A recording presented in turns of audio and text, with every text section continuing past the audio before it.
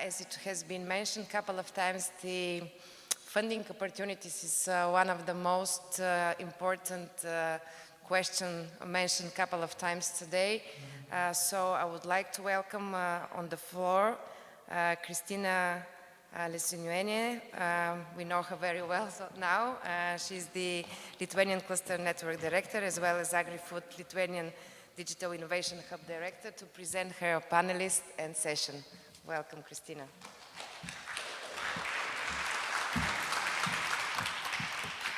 Well, first of all, thank you so much, everyone, for staying so late. I know everyone is quite tired. It's been a long day, but we have a couple of very important issues and topics to talk about, so please bear with us.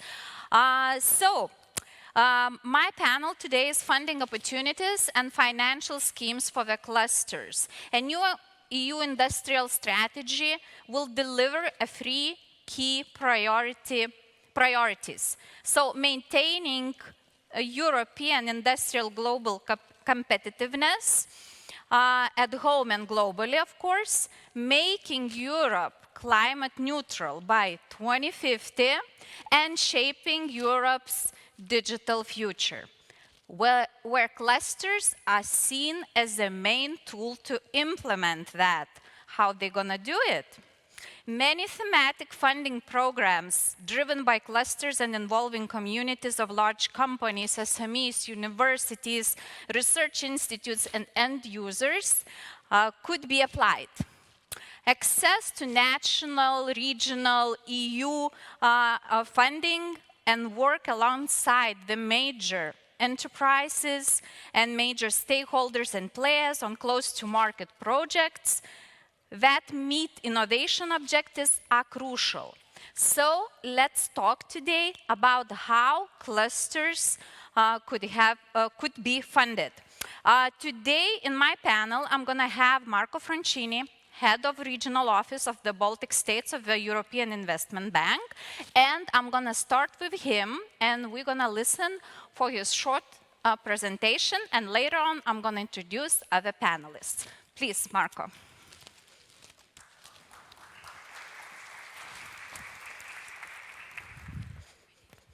Yes, I was ready all the time. I think we will start. No, not yet. Ladies and gentlemen, good afternoon. So thank you very much, the European Commission. Thank you very much, the European Cluster, for this invitation. So what I'm going to do today is basically to present what the EIB Group is and which kind of financing structure are available for businesses in the EU27 and in particular in the Baltic states. So the EIB, as you know, is the Bank of the EU. Our shareholders are the 27 member states. We issue AAA bonds in capital markets, and we finance projects that are in line with EU priorities, in particular SMEs, environment, innovation, and infrastructure. Our headquarters is located in Luxembourg, and we have also opened the regional office for the Baltic state in 2020. We work on a no-profit basis, so we try as much as we can to transpose our financial advantage to the final beneficiary. In 2021, we have reached around 95 billion of support to the European economy. Now, the European Investment Bank Group is composed by the EIB and the EIF. The EIB is doing mainly infrastructure, environment, innovation, and also SMEs. The European Investment Fund focuses on SMEs, which are basically either guarantees for financial intermediary, but also investing equity in funds. And I will talk this more later. We are also the EU Climate Bank, the Green Bank. We were the first one in 2007 to issue the first climate awareness bond, the first green bond. As of today, we are among the largest issuer of green bonds. In the end of 2019, our board took an historic decision to stop supporting fossil fuel-based projects and to increase our lending to climate action to 50% by 2025. Last year was around 43%. So what have we done in Lithuania? Last year it has been a record year in terms of number of transactions. We did 14 transactions. Of course, we have been always traditionally very active in the public sector with infrastructure projects, and this is what we did also last year. So we financed the district heating company of the city of Vilnius and the water management company of the city of Vilnius for projects to improve the environmental impact of the sector. In addition to this, we have also supported the economy, especially supporting SMEs with financial intermediaries. We have cooperated with Viva and Invega, that are the Lithuanian National Promotion Institution, but also with 9 other smaller financial institutions. We have done also the first venture debt deal in Lithuania. This is a very innovative product, and I will talk about it more later. And of course, 454 million is, of course, not a huge number, but compared to GDP is quite substantial. So 450 million is quite a very good number. So how does the EIB work? We're a bank, so we need to have, let's say, a borrower. The borrower can be the state treasury, the borrower can be a financial institution, the borrower can be a municipality, the borrower can be a municipal company, it can be a corporate, and it can even be a fund through the European Investment Fund. But we also it can also be an SPV, because we also finance project on a project finance basis. Now, how do we work? As any other bank, we have to carry out a financial due diligence in order to assess the creditworthiness of the counterpart. On this basis, of course, we assess the risk of the project and of the counterpart. In addition to this, we need to ensure the technical and economic viability of a project, and this is carried out by our technical department that is made of more than 400 between engineers and economists that would assess the viability of this project. Once the project is approved by our governing bodies, we start the contract negotiation. So there is a contract between the EIB or the EF and the counterpart. And once the project is, the contract is signed, we're able to disburse. And then, of course, we monitor the financial performance of our counterpart, but at the same time that the project is implemented as expected. Another key service that the EIB Group is able to provide is advisory services. We do either technical assistance in order to improve the bankability of a project, but at the same time we also give financial advisory, both direct and to financial intermediaries. You might have heard about advisory activities such as ELENA, Urbis, ADAPT, Jaspers, EPEC. These are all projects that we can, and of course, if you're interested, we can talk more later or during the coffee break. So, how do we support SMEs? 99% of the time, we support SMEs on an intermediated basis, which means that we sell a financial product to a financial intermediaries, and that financial intermediary will be able, with this product, to finance the SMEs. These are the typical product we offer. So the multi-beneficiary investment loan is liquidity. So we provide liquidity to the financial intermediary, and the financial intermediary is going to finance the SMEs. But we can also provide risk-sharing guarantees on existing portfolio. This means that it is a capital relief measure, and this will allow the bank to finance even more the SMEs. But we can also provide guarantees on originated portfolio, so on portfolio that the bank is going to deploy. But at the same time, we can also do asset-backed security, which means, and sorry if I go into the details, but it's just for you to have an idea, we can have different tranches over a guaranteed portfolio. We can have different tranches, and we can invest in the senior, but also in the mezzanine tranche. Okay, maybe if you're not specialized in the banking, these are just all means to support more SMEs possible. But this is just to give an example. Last year, we have, thanks to the European Guarantee Fund, that is a fund that basically we have developed during the pandemic. It was to support, let's say, the SMEs that had a direct impact due to the pandemic. And in Lithuania, we did a total of 10 transactions, 7 financial intermediaries, and of course, Viva and Invega, our national promotion institution. Another flagship operation within the Baltic state in 2020 was a synthetic securitization with Luminor that allowed to finance SMEs in the 3 Baltic states. Now let me go to the direct corporate lending. This means there is a contract between the EIB and the final beneficiary. In this case, what are we targeting? We are targeting mid-caps. Mid-caps are companies that are below 3,000 employees, but at the same time also large corporate, so companies that are more than 3,000 employees. In this particular case, we need to find an investment program that is in line with EU priorities. So, just to give you an example, what we generally do is that we ask the promoter what will be his investment plan for the coming years, and we can do a combination of capital expenditure, but at the same time also costs related to innovation.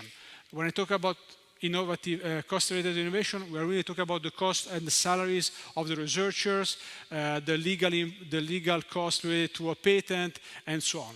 Once we arrive to a project cost of, let's say, 100 million, we can finance up to 50% of the investment cost. So, which means that we want the promoter to have what we call skin in the game, so that he also participates in this investment, but at the same time, we see ourselves as a catalyst for investment, which means that we want to see other banks involved in our project. So definitely we don't crowd out other banks, we just complement existing finance or finance that is going to come. Now, just to give you an example, I know that the cluster is very interested also in agri-food. This is a project that we have done in Poland. Mlekpol, as you know, is among the largest cooperative in the dairy sector in Poland. In this particular case, we provide a loan for 50 million, which is a combination of investment in innovation, so the so-called Industry 4.0, but at the same time we had a combined heat and power plant, we had the biomass plant, we also had the renovation of a water and wastewater infrastructure. So as you can see, this project allowed them to finance their investment fund for the next 3-4 years. Now, when I was saying before that 99% of the time we have SMEs intermediated, it's true. 1% of the time is thanks to venture debt. So in Europe we have been discussing a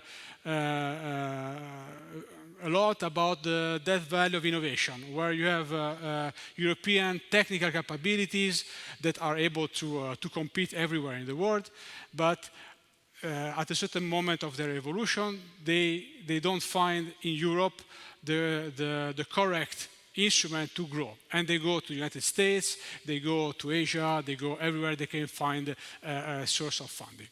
So this product, the venture debt, is exactly it has been exactly designed in order to have innovative companies to have capital, to have let's say a financial instrument that will allow them to grow and to maintain at the same time also the control of the company.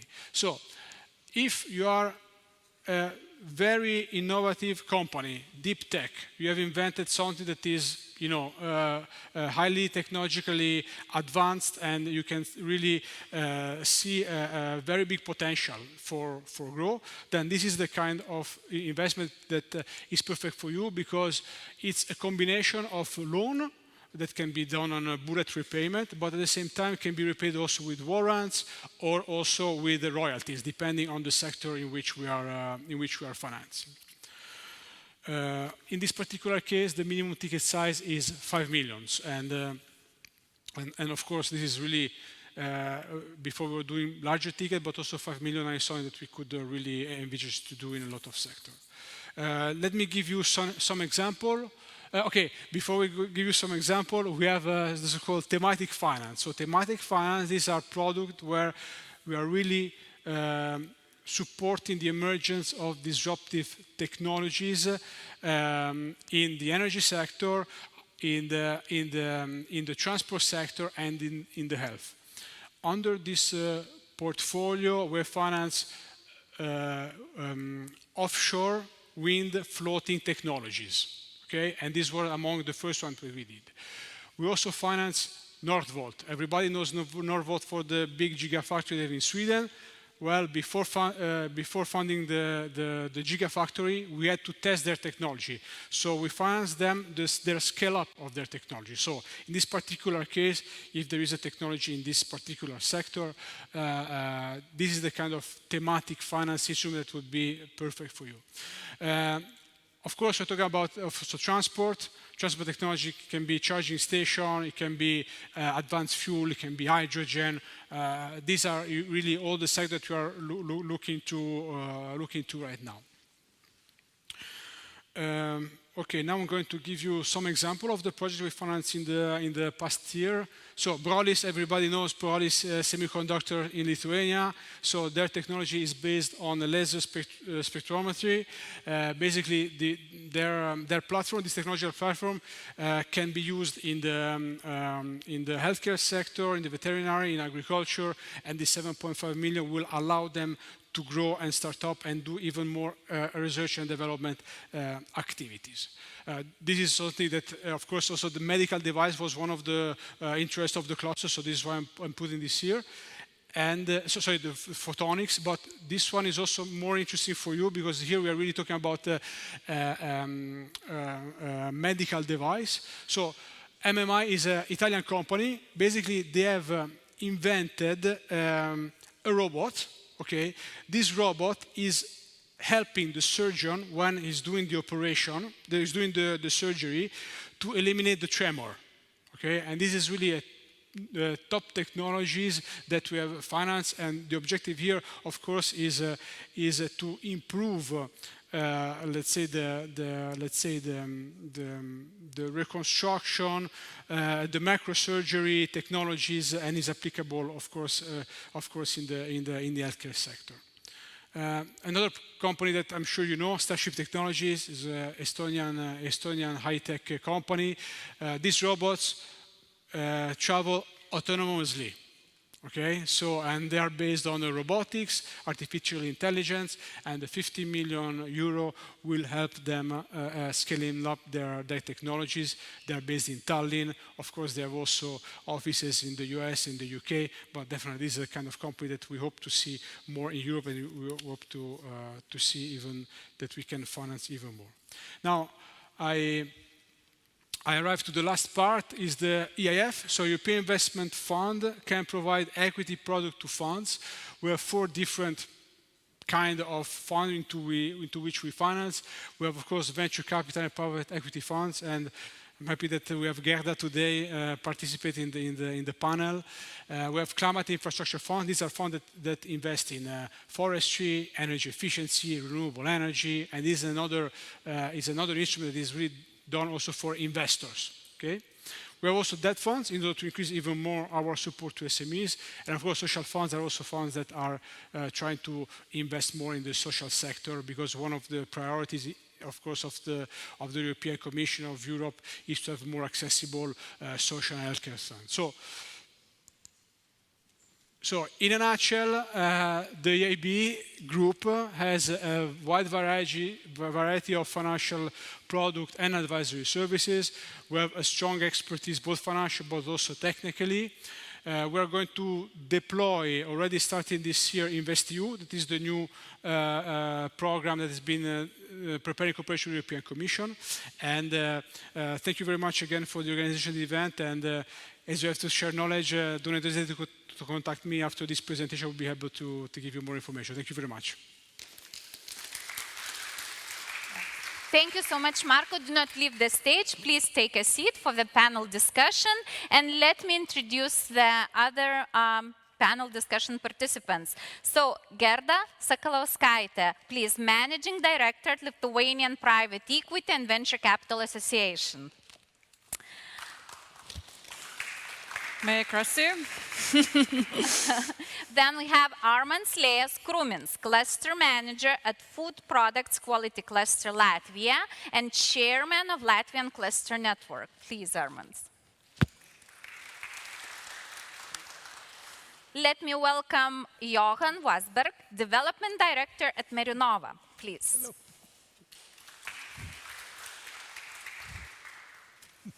Hello. Hello. Nice to meet you. And today we have you. one participant joining us online, Daniel Atz, CEO at PronUnion and President of the Union of Slovak Clusters. Do we have, yeah, hello, Daniel. Hello, everyone. And one for me. Okay, let's not waste time and dive into the discussions. I'm gonna do a little bit differently than it was done before in previous discussions. I won't let you introduce yourself up front, but I'm gonna give you a question. Then you introduce yourself and continue with the question. And of course, I'm gonna start with our only lady today in this very serious panel discussion about the money. So, we just talked that EU-wide cluster consortiums pool resources and knowledge to work concretely together on different initiatives, supporting the industrial ecosystems and in particular SMEs, right? So partnerships can focus on very different things. We heard today, internationalization, excellence of the clusters, research and development, deep tech, whatever, you name it, we have it, right? So how are investment prospects selected for the funding? So this is very important. What are the priority areas for the investments? And I'm going to give you a very interesting phrase. We, in many cases, hear that there are a lot of money, but there are no ideas. But I know that Gerda does not agree with that. So please introduce yourself and then answer the questions. Okay, thank you, Christina. Talking very generally about private equity and venture capital is always very difficult because it's like a very secret, very complex industry, and majority of companies just think of us like, you know, bags of free money, and they do not even know how to get it. This is usually the story when we're talking about venture capital and startups. We are like witnessing investment news and rounds and unicorns being born at every second we're discussing right now globally. So our funds, basically, when we are talking about Baltic ecosystem, is roughly more than 20 type of funds, separate funds.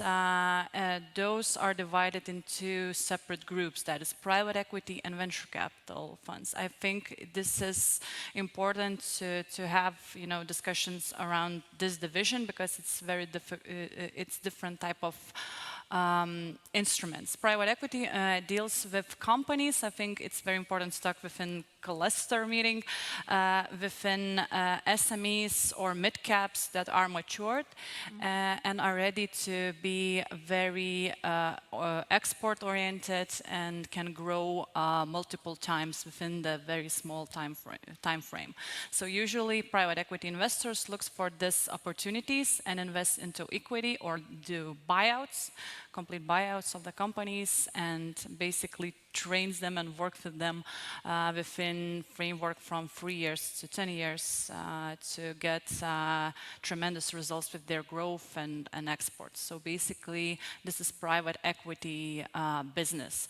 And venture capital funds are only dealing with technology-driven, innovative small companies are called startups. So this is completely different type of capital because it's more risky, because all those companies are really, really early stage and not matured, but has tremendous opportunities to grow. So we've been good with numbers, and we are that main intermediary that Marco mentioned. Our largest, I would say, investor with the funds is EIF, the equity arm of the EIB. And we do have pallets of different private investors invested in the funds. And it's been a good results for a decade. I think we now have only in Lithuania, we do have in our portfolio combined private equity and venture capital funds. We do have more than 130 companies. We employ more than 6,000 people, and last year's turnover was 600 million euros. So it's good numbers, and it's steadily growing. And there are, like, especially when we're talking about venture capital industry, we're witnessing some momentum here. So there is some capital left. We have those numbers. We call it as this kind of terminology within the investors. It's called dry powder. It means how many millions and assets we have free for future investments. So it's not that big and not that small. But if you look at, we do have the dry powder of, let's say, roughly 8 million euros within the three Baltic states. And when you think of that, the majority of resources are based in private equity funds. Those are larger ones.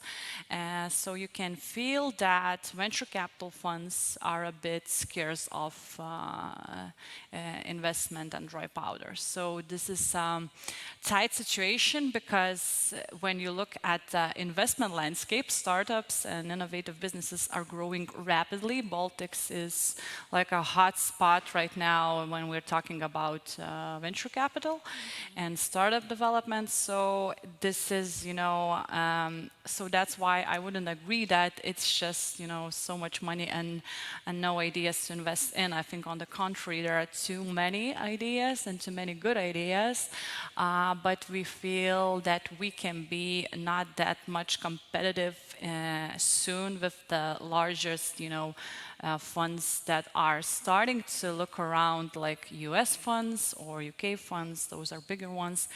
They start to, look for opportunities now in the Baltics. That wasn't the case, when we talk the history like 5 years ago. It wasn't the case.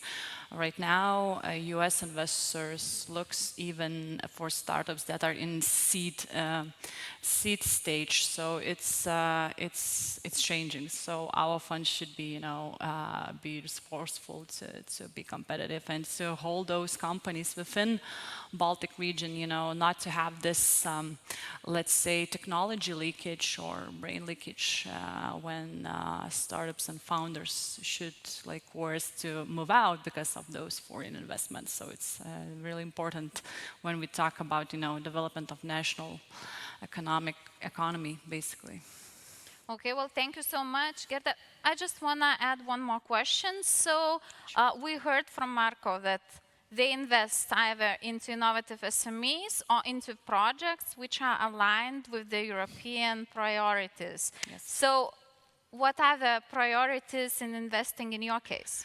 It's a very good question. Usually funds are sector agnostic, meaning that they are usually look at the numbers and opportunities.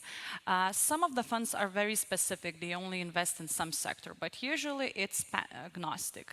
But in terms of areas that the landscape itself, now I think it's very important to recognize that we do have this very, very strict regulation in what we are could invest in. So basically we should talk about ESG's requirements when we are talking about investment business. So we cannot invest into businesses that are not compliant to, environmental, social, or governance indicators. So that's every aspect of it is crucially important. So if we are not looking, we are agnostic within the sectors, because when you're talking about like venture capital funds, it's basically innovative technology-driven business models. So it doesn't matter for a venture capitalist, is it like from, is it a retail business or some kind of, know, ICT software business. Basically, they do have common ground for venture capital to be interested in. But he should look, the investor looks through those ESG's indicators. So it's just really, really important. So, and I think ESG's complies to EU agenda because it's basically EU framework as well in some sense. So those are aligned. Okay, thank you so much, Gerda. Let me move on straight away to one of our cluster managers and chairman of Latvian Cluster Network. Armand, before you introduce yourself, I'm going to ask you this question. Now we're listening how to get the funding. We've been listening a lot about different initiatives today. Please elaborate on this theme. What's coming up for clusters? Do you see as a cluster manager, as being a chairman of the Latvian Clusters Network, how do you see the future for clusters? Today we all saw a presentation about cluster financing, and I was not happy to see that, because we saw that international financing for clusters are almost over. All COSME projects are closed. There will be no COSME project. Instead of COSME project is one Euro cluster call. Next one will be after 2 years. It means these 2 years, what we have done. What we will do, we have nothing. We have no support for clusters for this international collaboration. And also Euro clusters, it is, as you know, we analyzed this program with my partners. It is 3-in-1, 3 COSME tasks plus InnoSub tasks into one Eurocall project, and less money than in any COSME project for doing these tasks. And I could say that it is a very bad situation, and also that it is such an opportunity. I want to ask very more clever persons about that, what we had done wrong as cluster community, or if we had, or what we have to do to get to change the situation, to get more support. Of course, someone would say you have Horizon 2020, you have Interreg, but it is not for clusters, it is for everyone. But COSME, it was specially programmed specially for clusters, and if we have a main role, as there is declarations that clusters have main role to reach circular economy, Green Deal, and so on and so on. Okay, we could do that, we could help as much as possible, but we need financial support, not only declarations that we could do. We could, but without financing it will be very hard. That's what I want to say. Sorry, maybe I would say not the best what everyone want to listen, but I say what I see and what my colleagues, we have a chat with colleagues, and everyone accepted that money are going down for clusters financing, and it is not good. Okay, well, so if you're saying that we are almost out of money, as Gerda said, that's sad news on EU level. What about Latvia national level? Latvia is famous for having a good financing schemes for clusters, or am I not right? Yes, Latvia have good financing scheme for clusters. We have a program for 7 years, and we have not, how to say, not all money put into one place, and that competition between IT and food and other kind, because IT are always better in any such competition, because they have more points in any evaluation. They are more better, and that's why in Latvia there are divided for food, for IT, for automatic, and so on. There are our priorities, and in food priority, as example, there are open competition, but there are, you know, that the winner will get financing for 7 years. Mm-hmm. And my cluster gets that, and we are the biggest cluster in Latvia now. And Latvian financing scheme is very good, and we appreciate that, and we also have financing, a national financing scheme for new products, for innovation. I'm also working with that. And I could also say that it is very good, very well prepared program, and we prepared a lot of new products, not only in food, but in all other sectors too. Okay, well, thank you so much. For now, I want to move up and let me ask Daniel. So, Slovakia is also very famous for good financing schemes, and heard what Armand just said. What is your opinion on the future financing on EU and on national levels, please? And please, before that, introduce your cluster. We have slides, I know. Hello, everyone. Welcome from Slovakia. I'm happy to be part of this community. Maybe I would start with a few words on Union of Slovak Clusters that has been established 10 years ago. And we are working with policymakers. It's not simple, but hopefully it will get better. So we can go to the next slide. I have just few slides to show some challenges that are attributed to financial schemes for clusters. So we often run into different challenges. Many times the policymakers are asking for critical mass of small and medium businesses, but we have to say that in terms of innovation and cooperation, and especially if we speak about emerging industries, many times we speak about relatively small clusters. So this is one issue that we are fighting for. Another one, also DG Grow is now asking for analysis of the entire value chains. And I have to say that not all clusters have priorities or are not focused on the entire value chains. They have very different, I would say, requests from the members. And as it was said today, they try to focus on what is needed from the members. Many times it's education, regional development, and they, of course, they do know the situation if they ask the members, but they are not primarily focused for the value chain. So this is also an important issue to mention. And one which was also mentioned in the previous session is sustainability of clusters, and it will be probably very relevant to this session that we speak about financial schemes and funding mechanisms, because it's good if we go from one project to another, but if both are 100% publicly funded, this should not be called sustainability, and we should really attract more private funding. And that's why I'm happy to see EIB and other financial organizations within this session, because we should get closer. Otherwise, clusters are not actually eligible clients for banks, to get a loan or any other funding sources. Maybe we can go to the next one. And through this, I want to show that diversity and variability of the clusters is very big. And if you look at, these are just few examples from last 2 years caused by COVID and war in Ukraine, that what clusters do for their members, but also what do members through the cluster do for the region.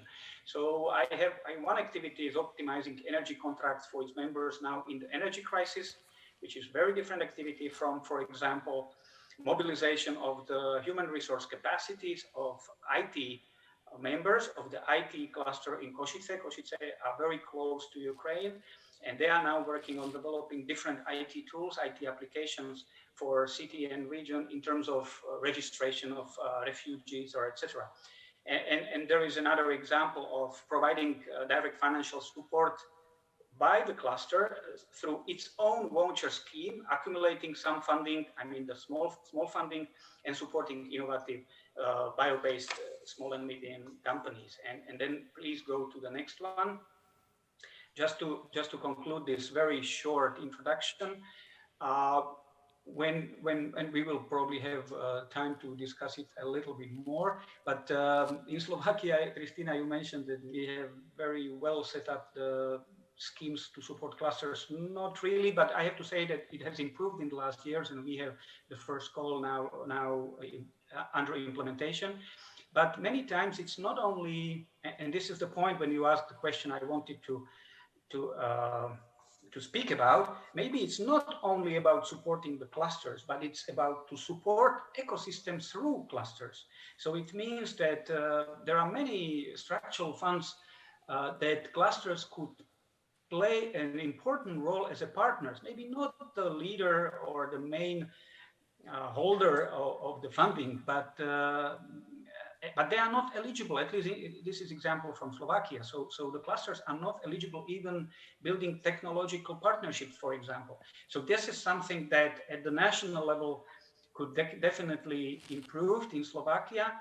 I see a lot of chances that clusters, as I mentioned before, could actually facilitate some funding schemes like voucher schemes at the national and regional level. And I know that there are some examples in some parts of Europe and some examples of this.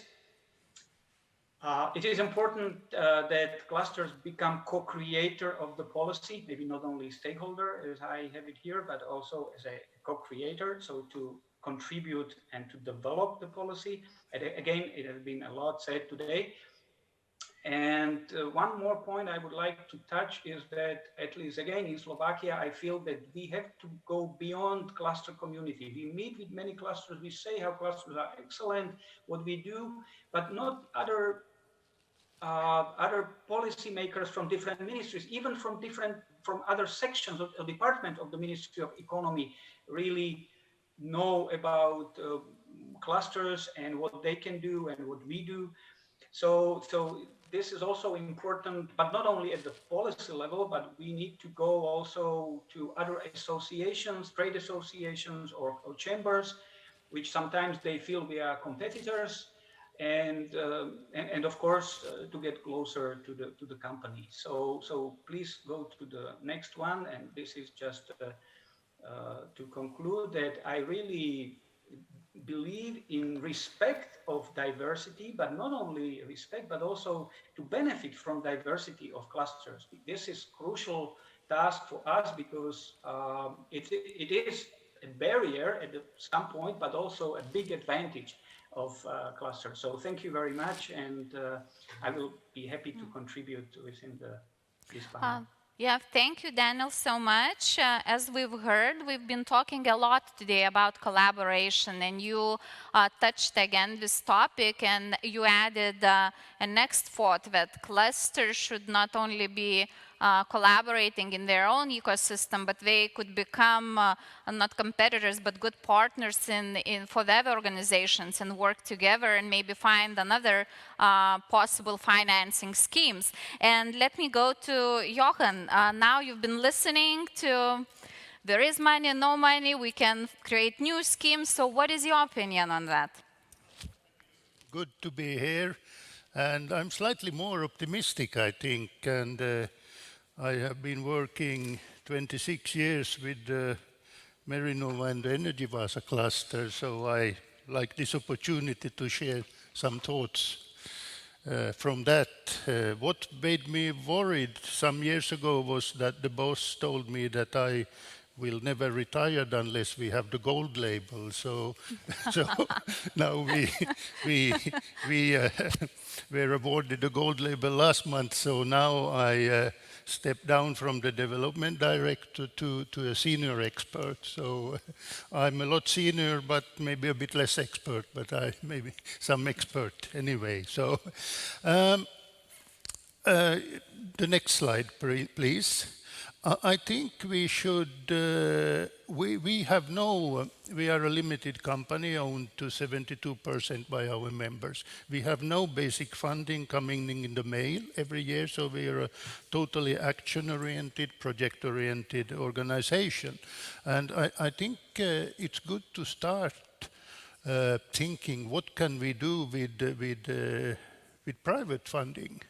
So one thing we noticed some years ago was that companies, large corporations and others, 10, 15 years ago, they did not want to talk about startups. They say, don't come and talk about startups. If they are survive and are successful, we buy the product or we buy the startup. Now they could say that, please tell us about startups. And some multinational company even say they will have expansion through startups, and they are very interested. So we have been for 5 years running an energy, because we only think energy sector business accelerator program. We have been able the last 5 years to collect 200,000 euros from private companies for this program, and there are different let's say sizes of contribution ranging from 15 to 40,000, but it has been running now for 5 years, and it supports startups to grow. And it is two applications processes every year, normally globally, between 100 to 200 applications, of which 40 are selected and 10 maximum are then accepted as to the accelerator program. So that means maximum 20 per year. So next slide, please. It's called the Energy Spin, and this slide tells a little bit what is available, the benefits from for the startups, and also there have been some very good alliances made between large corporations, startups, and so on. So this is, it was established. The pilot phase was, I think, at the Regional Development Fund national project to get it going, but then since then it has been going on private funding, and it deploys 2 people more or less full time. So now the application process for spring 2022 is open. So if you have startups in the energy sector, please let them know. So we will probably go on with this. So it's a 100% privately funded initiative, and has been successful, I would say so. Next slide, please. It is to attract private funding to the cluster. It's a very good strategy to attach a top executive at national, even European level, to the cluster when they retire, because they have a enormous network, and they have a lot of friends. They have maybe been buying equipment from their friends for billions. So I employed one top executive from a private company to our cluster, and in the morning once I told him we have a bit of trouble, we need 50,000 private funding to this research project. So then he said, let me make some phone call, and lunchtime he came and told me, well, we have the money. So let me call some friends. So it's a good strategy to do this. In terms of internationalization, there are many ongoing, more or less ongoing EU initiatives in the various Directorate Generals. So we have been using those quite extensively. There are help desks available, Euro Chamber Commerce, there are Elan program for Brazil, South America. We have been involved in those, and of particular interest to us as an energy cluster are the low carbon business action programs for North, South and Central America, which operates on like a tendering basis. So European companies can submit offers for solutions to the Americas. So I think there is it's a very good idea to keep an eye on what all the DGs are doing, not only the ones we know best, but also for the external affairs and so on, because there are some, we have been on some European Commission monitor in Tunisia with the companies, and there are some upcoming opportunities all the time. So, but we need to follow this. So, in terms of then what I would call the funding programs we think of first, of course, the horizon, and we were fortunate to be in the first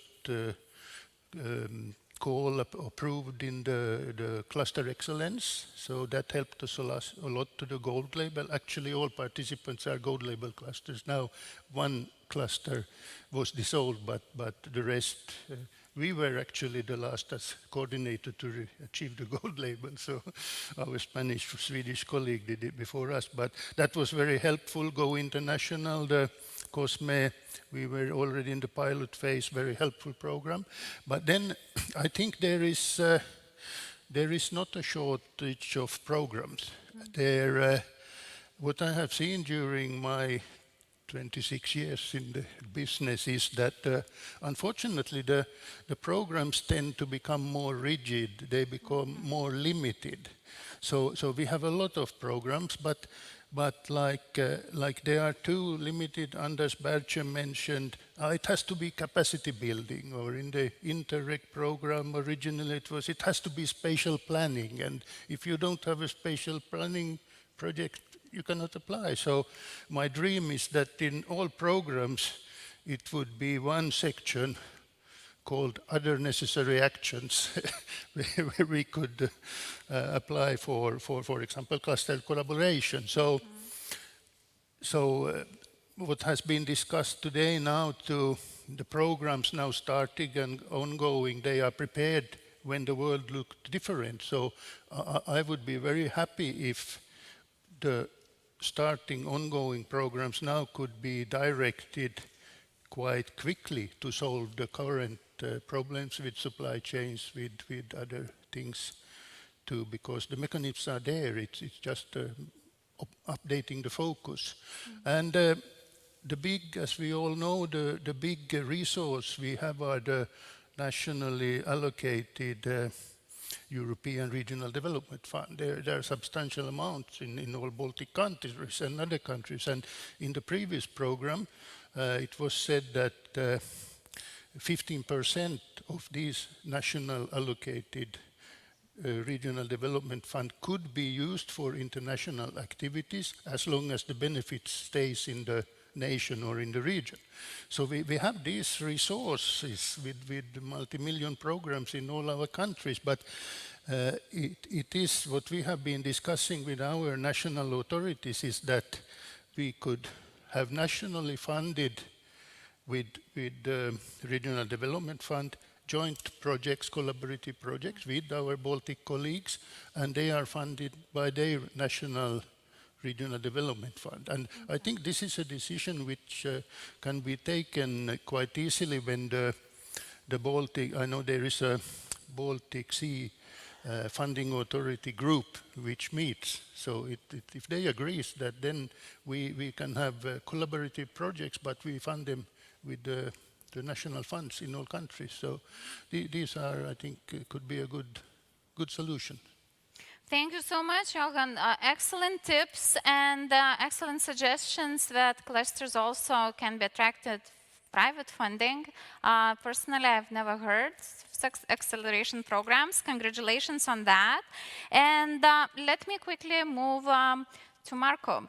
Daniel just said that it's very uncommon for clusters to go to the banks, right? So you, as a representative of European Investment Bank, how do you see additional value in merging investments on national, regional, and EU funding? And from investors' perspective, how do you see added value from the clusters, if you see it? Well, thank you for the question. It's very important because if we see the priority of the EU, also with the RRF, but also InvestEU and the current programming period, we want a Europe that is more green, more digital, and to have a more affordable and accessible social and social system. If we want to arrive to these goals, and especially the Green Deal, so to arrive to a carbon neutral by 2050, we need a very large amount of investment. Okay? This investment cannot be done only by the public sector, but we need to involve the private sector in this investment. here the discussion that I think we should have together is how to best allocate the resources. Okay, because some project, for example, the EIB, by statute, we don't provide grants, okay, but we can co-finance project. And actually, the largest credit line that we did in the Baltics is the co-financing of the structural funds. And in the previous programming period, we signed and disbursed 1.3 billion for Lithuania, which means that we can co-finance projects. Part of this project are financed by grants, the other parts can be financed by loans. Many of the projects that we were mentioning before received regional grants, or they also receive European funding as a grant. So I think that here really the objective of also this discussion is how we can improve and really to find synergies between all the various EU funds, but also listening to what is needed by the private sector.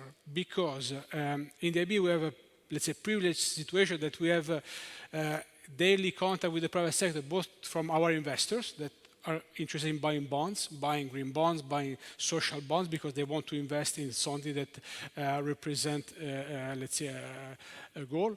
But at the same time, also our clients that can be venture capital, can be financial intermediaries, and what is the best means. The IB can provide definitely both technical and financial firepower, and also this is also amplified by the cooperation with the European Commission, and actually InvestEU that was signed with the European Commission in March, and now we have started deployment, will catalyze even more the investment. So the invitation that I would like to give to all the people here and also the members of the cluster is to maybe have more more in-depth discussion on how can the EIB support the clusters, either directly or intermediated, because as I was saying, majority of our intervention to SMEs is intermediated. But who knows? Maybe one thing that I haven't mentioned, because we actually signed yesterday,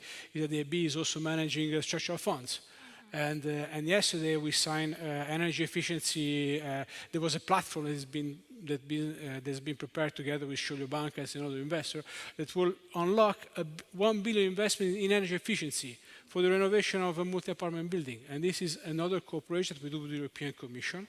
So if there is any initiative that we can do and support the clusters, I will really be happy to discuss with you. Thank you so much, Marko. So Armand, what do you think now about hearing other possibilities? Yes, of course. There are always possibilities. Will clusters actually go to the, for example, European Investment Bank and collaborate on future projects? Is it possible? I am a bit pessimistic about that because, clusters, what they can do for this money, they can only spread it to their members for some innovations or for something like that, not to buy equipment, because if they would buy equipment, they will go directly. But for innovations, as example, only 1-2% of all innovations are successful commercially, and that is not for such kind of financing. It is not appropriate for such kind. To speak about private funding and other funding opportunities, of course, there are always good opportunities for clusters, and we are always using all of that. But what I want to say before that, that if clusters have the main role to go for digitalization, circular economy, and green economy, and so on, it means we need appropriate financing for that. If we only want to do something for our companies, it's okay, but for private funding, no, private funding wouldn't share the same goals as maybe digitalization or green economy and so on. They have their own very maybe short goals, maybe other kind of goals.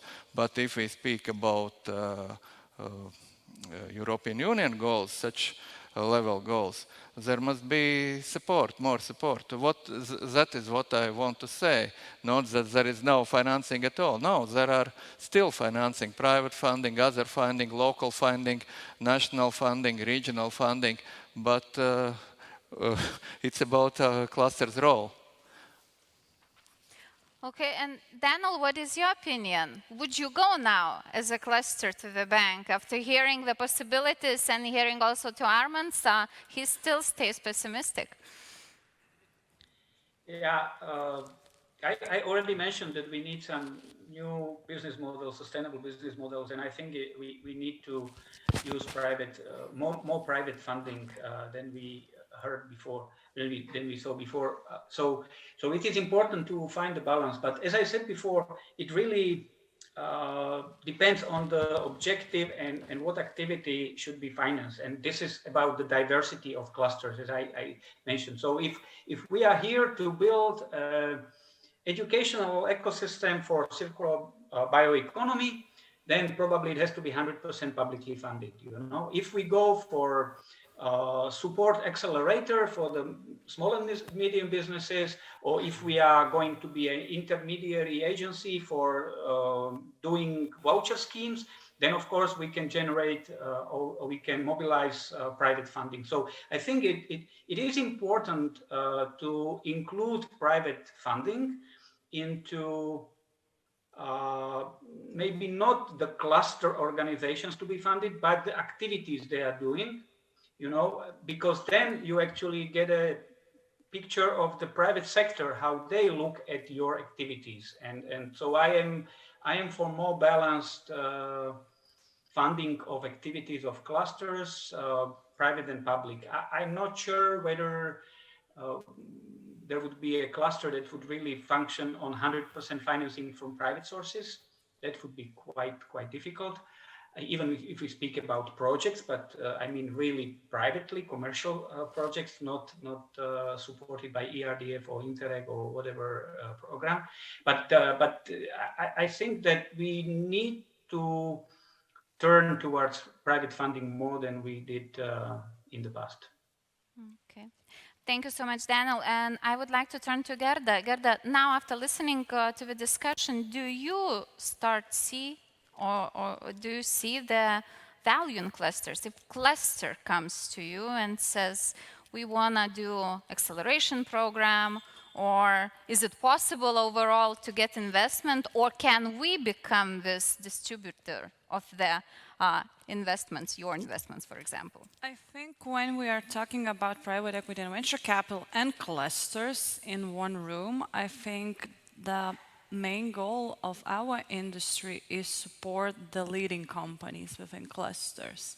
So I think that's the main point. And theoretical framework, when like leading companies, those core companies within the clusters, if they're like very strong, export oriented, have abilities to grow multiple times within the short period, then it's a good indicators for other companies or entities around those companies. So basically, if the leading companies are very strong, so the cluster may be successful.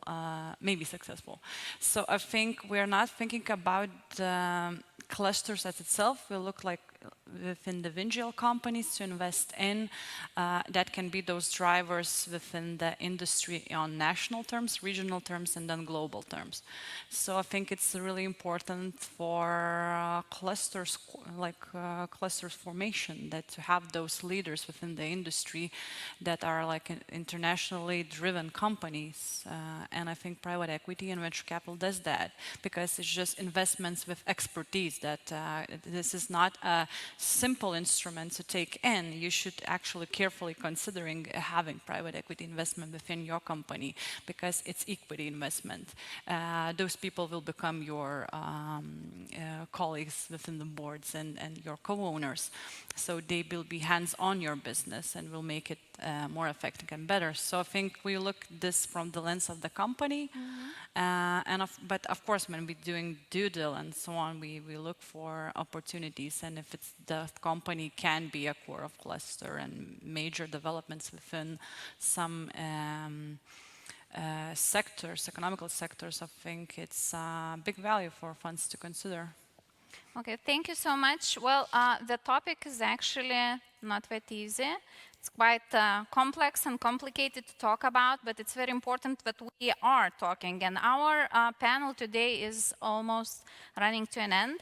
So we have a final question to each of you I would like to ask. We've been talking a lot that we should be talking less. We need to take action. So my question would be from each as an expert from your area, to tell actual actions, what should be taken in order that clusters would not only become the main tool, but they actually would implement Green Deal goals, digitalization, and help their industries in the twin transition. Please, I'm going to start from Marco. Well, I want to be honest. For me, the main objective of the cluster should be to disseminate as much as they can the various support that can get, both from Europe, from either these are grants, these are loans, or these are even investment in equity or innovative. I think this is a really great dissemination should do, because I believe that sometimes there is not sufficient communication by all the means. So my recommendation to the cluster would be spread even more the message, and I believe that this will be of benefit of all the cluster in Europe. Thank you. Johan, you've given us already some actual tips, but please summarize. What is the most important? I think to solve the urgent need, we need to create a system where I'm now talking the supply chain, then where companies can communicate their needs and competencies quite easily and find their matches. So I don't know, this is probably some easy digital tool to sector-wise or something that we need. But then in terms of cluster collaboration, I think there is a huge potential to increase the collaboration around the Baltic Sea, and there are already some initiatives which have been mentioned, and some more coming on. So I think this is a great prospects for this, and of course also strengthen the inter-European collaboration between clusters. So. Thank you so much. Daniel, your final thoughts on the actions. Yeah, there are many actions. Maybe that's why I'm in Slovakia and not in Vilnius, because I had some meetings with policymakers, but also I had to go to the field to see the companies. And there is a really lot of work to do, actually at each level. So I mentioned policymakers, but it is important to build capacities at the cluster level. You know, taking new people, actually working with them, educate them. Some of them would leave. So there is a lot of inside work that is needed. I would say that this is, for me, even more challenging than the funding itself. But also we are working, we have also mobilized some small amount of money, and we are now preparing a small call to support innovative businesses. So these are actions towards not only startups, but small and medium enterprises that we are now working on it. Thank you so much, Daniel. Armand?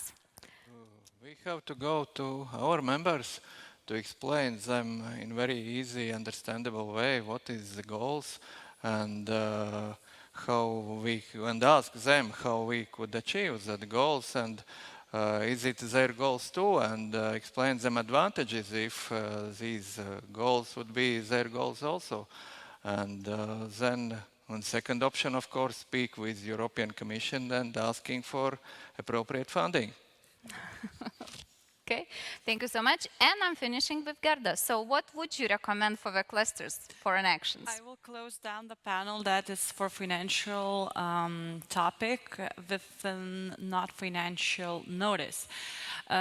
I consider startup ecosystem to be like cluster itself, even though that are like startups are very different within their business models and so on. But this type of community is actually like really tight and works for like one goal, to be like one community, be global and open.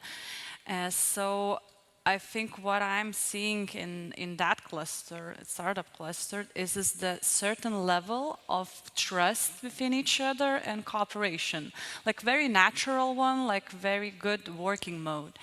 They're like a certain level of trust that is needed for any type of group of entities to work for common interests. So I would say it's the basics of those groups. Thank you so much. Well, yes, yes, please, yes, please, Antonio.